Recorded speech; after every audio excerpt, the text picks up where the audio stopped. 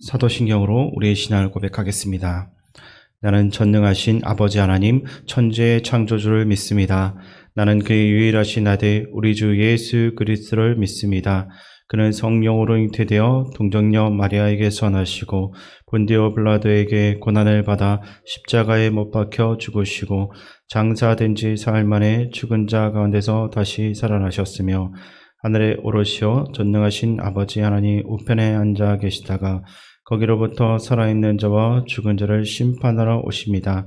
나는 성령을 믿으며 거룩한 공교회와 성도의 교제와 죄를 용서받는 것과 몸의 부활과 영생을 믿습니다. 아멘. 하나님께서 오늘 우리에게 주시는 말씀은 여호수아 16장입니다. 구약성경 344쪽입니다. 여호수아 16장을 교독하겠습니다. 요셉 자손이 제비 뽑은 것은 여리고 샘 동쪽 곧 여리고 곁 요단으로부터 강야로 들어가 여리고로부터 베델 산지로 올라가고 베델에서부터 루스로 나아가 아렉 족속의 경계를 지나 아다롯에 이르고 서쪽으로 내려가서 야블렛 족속의 경계와 아렛 벳 호론과 겟세레까지 이르고 그 끝은 바다라. 요셉의 자손 므낫세와 에브라임이 그들의 기업을 받았더라.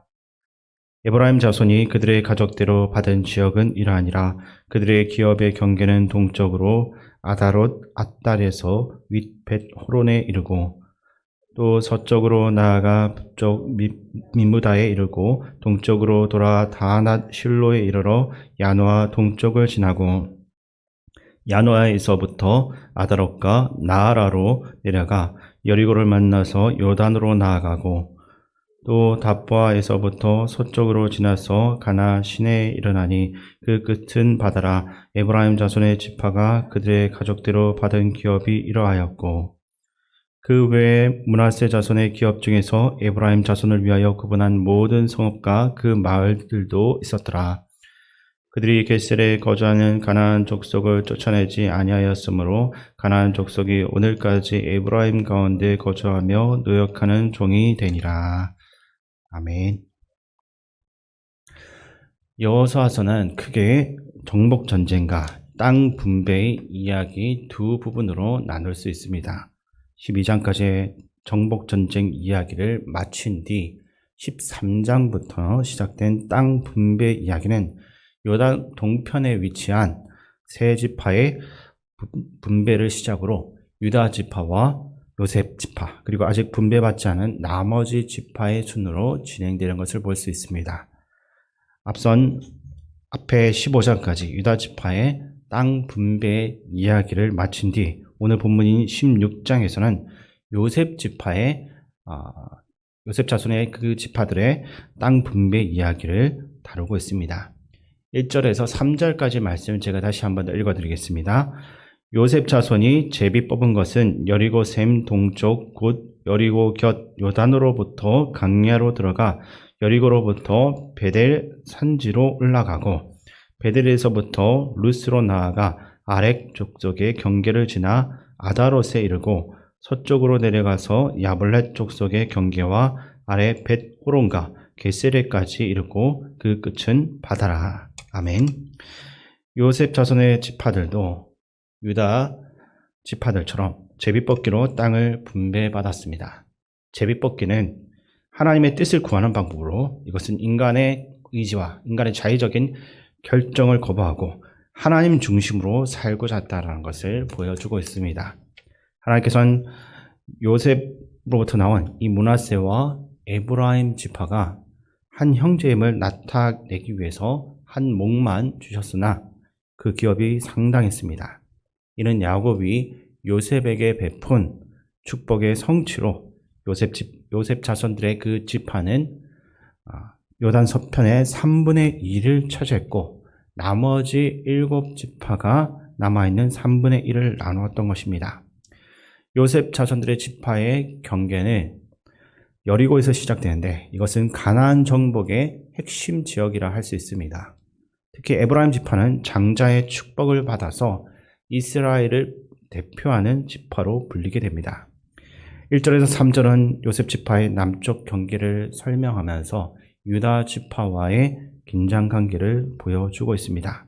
그리고 4절을 보면 요셉의 자손에 대해서 이야기하고 있는데 하나님께서는 요셉을 기억하시고 12형제 중 유일하게 그 자손을 지파로 인정하시면서 요셉에게 므낫세와 에브라임이라는 두 지파를 세워 기업을 허락하셨습니다. 요셉 지파는 오랜 기다림 끝에 드디어 땅을 차지하게 된 것입니다. 이처럼 하나님은 빈손으로 태어난 우리에게 하나님의 기업을 맡겨주십니다. 빈손이었던 우리에게 지금 주어져 있는 그 모든 것은 원래 하나님의 것이었습니다. 그러나 죄인인 우리는 이 사실을 망각하고 소유라는 그 자격이 주어지게 되면 욕심으로 변하게 되는 것입니다. 성경의 첫 장면에서도 하나님께서 에덴 동산을 만드시고 사람에게 그 모두를 다스릴 권세를 주셨지만 그 당시의 사람들은 이에 만족하지 못했고 욕심을 따라서 하나님처럼 되려고 하는 그런 죄를 범했던 것입니다. 본문 5절부터 보면 하나님께서 에브라임 지파에 허락하신 은혜의 경계선은 동쪽인 아달에서 시작해서 윗벳 호론에 이른다라고 나와 있습니다. 그리고 동쪽의 맞은편 서쪽 경계는 민무다에서부터 시작해서 한쪽은 요단강으로 이어지고 또 다른 곳은 지중해로 이어지는 것을 볼 수 있습니다. 그리하여서 에브라임은 이스라엘의 허리 지역을 분배받게 되는 것입니다. 에브라임이 이스라엘을 대표하는 지파의 기능을 한다라는 것은 여러 가지로 입증이 되고 있는데 여호수아가 에브라임 출신이었다는 것, 또 땅을 분배받지 않은 나머지 일곱 지파가 에브라임의 기업인 실로에 모여서 회의를 했다는 점, 그리고 북이스라엘의 첫 번째 왕 여로보암 또한 에브라임 출신이었다라는 점 등에서 알 수 있는 것입니다. 그러나 에브라임 지파는 이스라엘의 그 대표에 걸맞는 삶을 살지는 못했습니다. 가깝게는 바로 다음 장인 17장에서 므낫세 지파와 함께 하나님을 향해서 불만을 토해냈던 것입니다. 불만의 내용은 분배받은 땅이 비좁다라는 것입니다. 많은 땅을 받았음에도 만족하지 못한 것입니다. 또한 사사기 8장에서 에브라임 지파는 사사 기드온이 미디안 족속을 물리칠 때 전쟁에는 참여하지도 않고 구경만 했으면서 그 전쟁이 승리로 마치게 되자 왜 자신들은 부르지 않았느냐라며 추한 모습을 보여주고 있습니다. 나머지 또 나아가 사사기 12장에서는 입다가 암몬 자손과의 전쟁에서 승리했을 때 그때도 역시 전쟁에는 참여하지 않으면서 사사 입다를 도발하여서 그 입다가 이끌고 있는 군대와 동족 상잔의 비극을 일으켰고 결국 무참히 패배한 것을 볼 수 있습니다. 성경은 에브라임 지파의 이러한 치부를 그대로 기록하고 있는 것입니다. 이처럼 에브라임 지파는 대표라는 그 권리만 취하기를 좋아했고 대표가 해야 할 마땅한 책임에는 소홀한 그런 모습을 보여주었던 것입니다. 우리도 에브라임 지파처럼 땅의 크기에만 마음을 빼앗기며 쉽게 미혹당할 때가 있습니다. 그러나 하나님께서는 우리가 관심을 갖고 있는 땅의 크기보다 우리에게 맡겨주신 땅을 우리가 어떻게 가꾸어 가는지 그것을 지켜보시고 있습니다. 땅이 크든 작든 맡겨진 땅에서 하나님의 말씀을 결실하는 열매를 거두는 삶을 살아가느냐 또 살지 않는가 그것이 하나님의 유일한 관심사인 것입니다.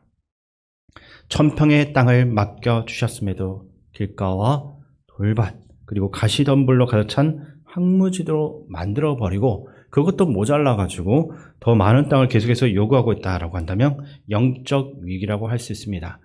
반대로 단 한 평의 땅만 받았음에도 불구하고 그 땅을 좋은 옥토로 기경해서 생명의 말씀을 거둘 수 있다라고 한다면 그만큼 하나님의 마음에 합당한 삶은 없을 것입니다.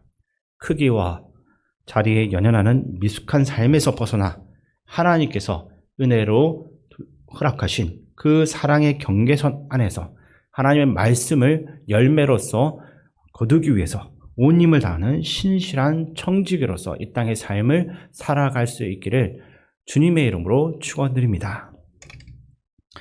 아버지 하나님, 물질적 소유라는 자극에 욕망으로 반응할 수밖에 없는 죄인인 우리를 위해서 독생자 예수 그리스도의 피를 이 땅 가운데 흘리시고 우리를 구원하여 주심을 감사드립니다. 이제는 예수님의 십자가에 육체의 욕심은 못 받고 하나님이 둘러주신 은혜의 경계선 안에서 말씀을 결실하는 삶 살게 하여 주시옵소서. 그래야 하나님께서 기뻐 받으시는 영원한 승리를 이루게 하여 주시옵소서. 더불어 우리가 승리할 수 있는 완전한 조건인 승리자 예수 그리스도를 의지함으로써 은밀히 우리가 즐기고 있는 영적 계세를 완전히 정복하고 우리의 삶 전부를 하나님 나라 확장을 위한 산 제물로 드리게 도와주시옵소서. 우리의 참 승리자이신 예수님의 이름으로 기도드립니다. 아멘. 주기도문으로 예배를 마치겠습니다. 하늘에 계신 우리 아버지의 이름을 거룩하게 하시며 아버지의 나라가 오게 하시며 아버지의 뜻이 하늘에서와 같이 땅에서도 이루어지게 하소서. 오늘 우리에게 일용할 양식을 주시고 우리가 우리에게 잘못한 사람을 용서하여 준 것 같이 우리 죄를 용서하여 주시고 우리를 시험에 빠지지 않게 하시고 악에서 구하소서. 나라와 권능과 영광이 영원히 아버지의 것입니다. 아멘. 이 시간 말씀을 마음 가운데 품고 기도할 때 예수 그리스도를 온전히 의지하여서 세상 가운데 욕심과 미혹을 이겨내고 우리 삶 전부를 하나님 나라 확장을 위한 거룩한 산제물로 드릴 수 있도록 인도하여 주옵소서라고 기도하시기 바랍니다. 그리고 여전히 혼란 가운데 있는 나라와 민족, 이 땅의 지도자들을 위해 기도하시고 전국 각지의 산불 피해 복구를 위해 기도하시고 교회 어르신들과 하나들 회복, 그리고 군복무적인 청년들과 다음 세대 자녀들, 선생님들 위해 기도해 주시고 전 세계 가운데 복음 전하는 선교사님과 담임 목사님 위해서 함께 기도하며 나가겠습니다.